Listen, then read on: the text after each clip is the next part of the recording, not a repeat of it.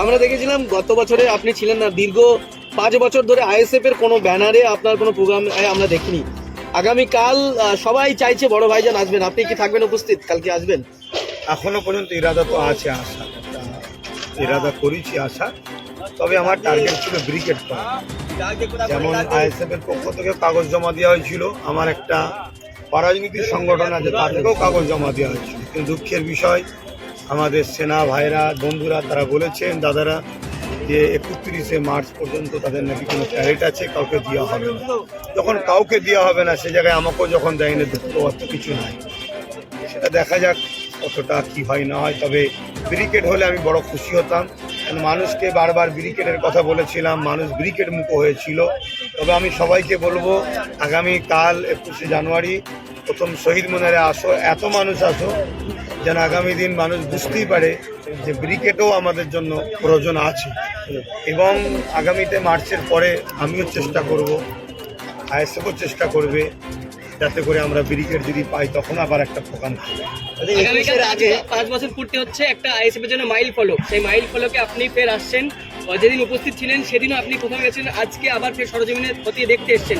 কিরকম লাগছে যে কিরকম মানুষ আসবে, কত মানুষ আসবে?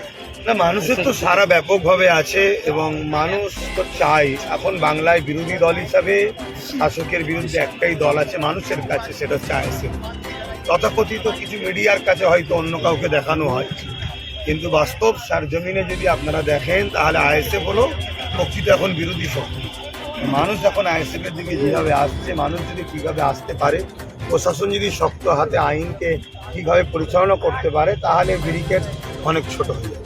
21-এর নির্বাচনের আগে আপনাকে যেভাবে সক্রিয় দেখা গিয়েছিল, এবারেও কি সেই সক্রিয়তা দেখা যাবে? দেখুন, আমি সবসময় সক্রিয়ই আছি, তবে আমার আরও অনেক সাইট আছে, শিক্ষা প্রতিষ্ঠান দেখতে হয়, ইউনিভার্সিটি দেখতে হয়, আরও অনেক কাজ আছে। এবং সবচেয়ে বড় কথা, আমাদের তো লক্ষ্য অনেক নেতা তৈরি করা। সেই জায়গায় যদি আমি কাউকে কাঁধে করে নিয়ে সবসময় চলি, সে তো আগামী দিন প্রতিষ্ঠিত হতে পারবে না। তাই চেয়ারম্যান নওশাদ সিদ্দিকী এবং তার সহযোদ্ধাদেরকে সম্পূর্ণ দায়িত্ব ছেড়ে দেওয়া হয়েছে।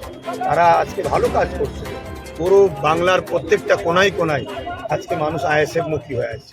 এটা আমার জন্য অত্যন্ত খুশি ও গর্বের বিষয়। বাংলার মানুষের দাবি যে 26শে বিধানসভায় আব্বাস সিদ্দিকী 294টা বিধানসভার মধ্যে কয়েকটা বিধানসভা দাঁড়ায়। এসআইআর নিয়ে তো অবশ্যই কালকে বক্তব্য হবে, আসুন। এসআইআর তো আজকে মানুষের এজেন্ডা। মানুষকে একদিকে এসআইআর এর নামে ডেকে নিয়ে যে আবার নতুন করে নতুন কৌশল তৈরি করা হলো, এই যে দ্বিচারিতা করা হলো, এটাও যেমন অন্যায়। এসআইআর নিয়ে যেভাবে মানুষকে আতঙ্ক তৈরি করে মানুষের ক্ষতি করা হচ্ছে, ওটাও অন্যায়। সংবিধান কাউকে অধিকার দেয়নি যে গায়ের জোর দেখে মানুষের উপর জুলুম করবে। সংবিধান বিরোধী যে করবে তার বিরুদ্ধে জনগণ, দেশপ্রেমিকরা আন্দোলন করবে, তাকে অবশ্যই সংবিধানের আওতায় এনে তার শাস্তি দেওয়া হবে।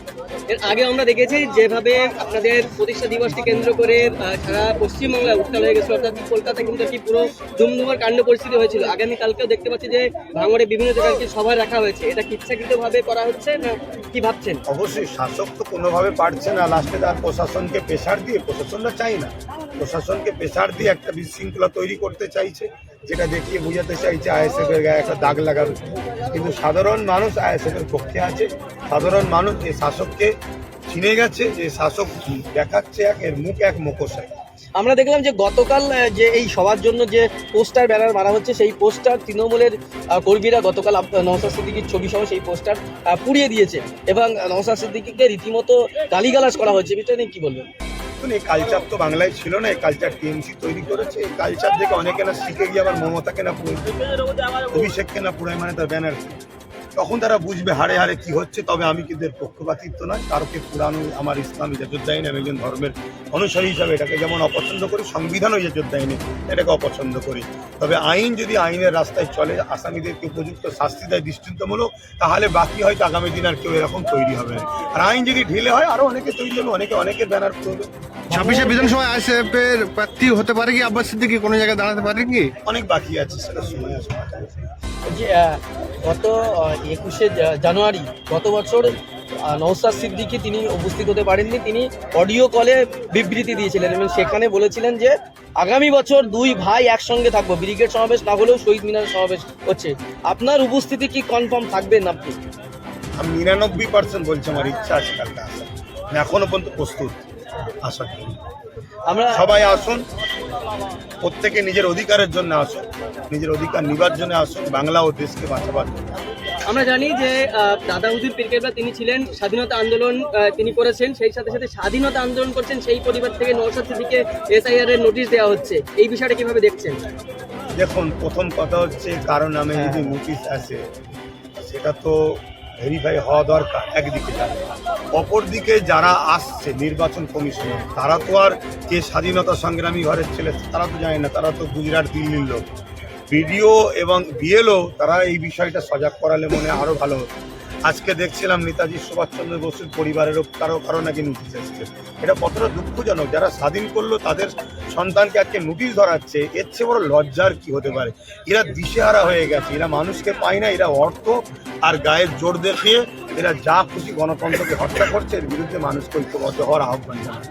ইলেকশন কমিশন বলছে এই আরো চাইলেই তারা কিন্তু সমস্ত সমস্যার সমাধান করতে পারে, মানুষের হয়রানি বন্ধ করতে পারে। তো সেক্ষেত্রে এই আরো কিন্তু যথেষ্ট রাজ্য সরকারের পক্ষে কাজ করছে বলে অনেকে অভিযোগ করছেন। দেখুন, আমি স্পষ্টভাবে বলছি, এই যে SIR বা এই যে মানুষকে যে হ্যারাসমেন্ট হচ্ছে, মানুষের তথ্য চাইছে মানুষের সংশোধনের জন্য, বা মানুষের ভুল তথ্য হয়েছে যেটা নামে বলছে, বা বিভিন্ন যে জিনিসগুলো দেখাচ্ছে যে মিস্টেক হয়েছে, এতে দিদি মোদি উভয় দোষী আছে। যে কি পদে আছে না আছে, যে পদেই থাকুক, দিদি মোদি উভয় মিলে মানুষকে নিয়ে নাটক করছে, ভয় দেখাচ্ছে, আতঙ্ক তৈরি করছে। 2021-এ NRC ভয় দেখিয়ে করেছে, এখন SIR এর ভয় দেখে 26টাকে পার করার এরা পরিকল্পনা করছে। এরা এদের রাজনীতি রুটি সাজছে, গরিব মানুষ মরে মরুক যাক, প্রেশান করে পড়বে। SIR এ ভয় পাওয়ার কিছু নেই তোমাদের? দেখুন, আমি বললাম রাষ্ট্রীয় SIR যদি হয় ভয় পাওয়ার কিছু নেই, কিন্তু রাজনীতির SIR যদি হয়, রাজনীতিকরণ যদি হয়, তাহলে ব্যাপকভাবে ভয়ের ব্যাপার আছে। মানুষের মৌলিক অধিকারকে কেড়ে নেবে। SIR তো রাজনীতিকরণ হয়েছে, তাহলে রাজনীতিকরণ যদি হয়ে থাকে, অন্যায় হয়েছে, যারা করেছে তাদের বিরুদ্ধে মানুষকে ঐক্য হতে হবে, আইনের আওতায় তাদেরকে নিয়ে আসতে হবে, আইনকে সামনে রেখে তাদের বিরুদ্ধে আমাদের সংগ্রাম বিভিন্ন জায়গায় শক্তিশালী করতে হবে।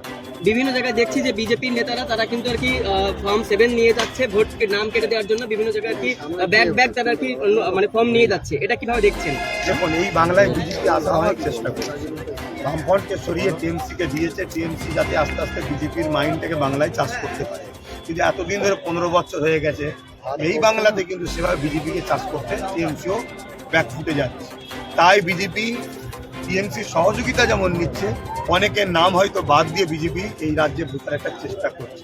এটা চরম অন্যায়, এই অন্যায়কে রুখাতে হবে। কালকে সুপ্রিম কোর্টের রাইট চরম এতে বললেন নির্বাচন দেখছেন রাইট, এটা সুপ্রিম কোর্টের উপর আমাদের আস্থা আছে। নির্বাচন কমিশনের বর্তমান যিনি আছে, শুনছি তো নাকি এই সিস্টেমের বাইরে তিনি এন্ট্রি হয়েছে। তিনি এন্ট্রি হওয়ার পরে তেনার পরিবারের সদস্য অনেকে নাকি ভালো ভালো পদের চাকরি নিতে হয়েছে।